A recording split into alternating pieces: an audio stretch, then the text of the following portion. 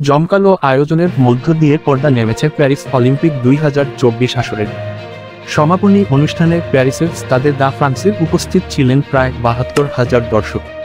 আতশবাজির প্রদর্শন ও নাচে গানের দর্শকদের মাতিয়ে রাখেন ফ্রান্সের নামি দামি তারকারা। আর সবশেষ সবাইকে তাক লাগিয়ে হলিউড তারকা টম ক্রুজের হাতে হস্তান্তর করা হয় অলিম্পিকের পতাকা। 2028 সালে অলিম্পিকের আসর বসবে যুক্তরাষ্ট্রের লস অ্যাঞ্জেলেসে। প্যারিস অলিম্পিকের সমাপনী মঞ্চে চলছে মণিমুগ্ধকর অনুষ্ঠান। নানা পরিবেশনার শেষ পর্যায়ে হঠাৎই চমক হাজির। স্টাদে দ্য ফ্রান্সের একদম উপর থেকে মাঠে নেমে আসতে থাকেন হলিউড সুপারস্টার টম ক্রুজ। পুরো স্টেডিয়াম জুড়ে পড়ে যায় হইচই। অপেক্ষার পালা শেষ হয় দর্শকদের। অলিম্পিককে বলা হয় the greatest show on earth. তাই এই আয়োজনকে ঘিরে সব দেশেরই মাতামাতি থাকে তুঙ্গে।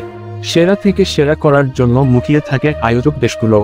এবারের প্যারিস অলিম্পিকও দেখিয়েছে ভিন্নধর্মী আয়োজন।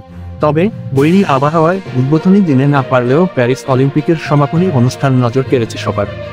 প্যারিস অলিম্পিকের সমাপনীটা যে হবে আকর্ষণীয় এ খবর ছড়িয়েছে আগেই, যেখানে মূল আকর্ষণ ছিলেন টম ক্রুজ। তাই সমাপনীতে ফ্রান্সের ঐতিহ্যবাহী স্টেডিয়ামে স্টাদে দ্য ফ্রান্সের ভিড় জমায় প্রায় 72,000 দর্শক।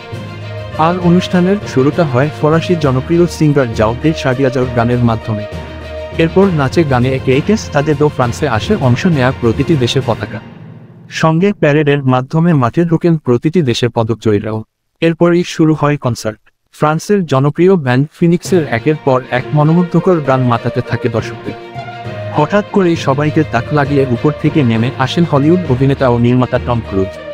নেমেই হাত মেলান অ্যাথলেটদের সঙ্গে। তবে বেশিক্ষণ থাকেননি সেখানে। অলিম্পিকের ফ্ল্যাগ হাতে নিয়ে চেপে বসেন বাইকে।